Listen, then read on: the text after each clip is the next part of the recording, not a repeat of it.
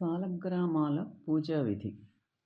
తిరుమల శ్రీనివాసుని ఆనంద నిలయంలో శ్రీవారి మూల విరాట్మూర్తి ఇతర ఉత్సవమూర్తులతో పాటు ప్రత్యేకంగా 4 పెద్ద సాలగ్రామాలు, ఇంకా చిన్న సాలగ్రామాలు కొన్ని నిత్యము అభిషేకాలు, అర్చనలు అందుకుంటూ ఉంటాయి. ఈ సాలగ్రామాన్ని శ్రీవారి పాదాల చెంత వెండి పాత్రల్లో ఉంచుతారు. ప్రతిరోజు భోగ శ్రీనివాసమూర్తితో పాటు ఈ సాలగ్రామాలకు అభిషేకం జరిగాక అన్ని మూర్తులతో పాటు ఈ సాలగ్రామాలకు పుష్పార్చన నివేదన జరుపుతారు.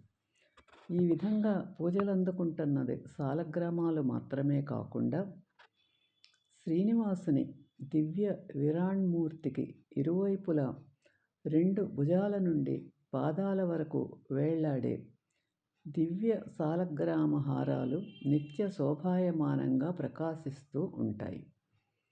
ఈ 2 సాలగ్రామ హారాలు మాత్రమే కాకుండా పూర్వం ప్రసిద్ధ ద్వైత సంప్రదాయ పీఠాధిపతులైన శ్రీ వ్యాసతీర్థుల వారు శ్రీవారికి మరొక సాలగ్రామ హారం సమర్పించినట్లు తెలుస్తున్నది.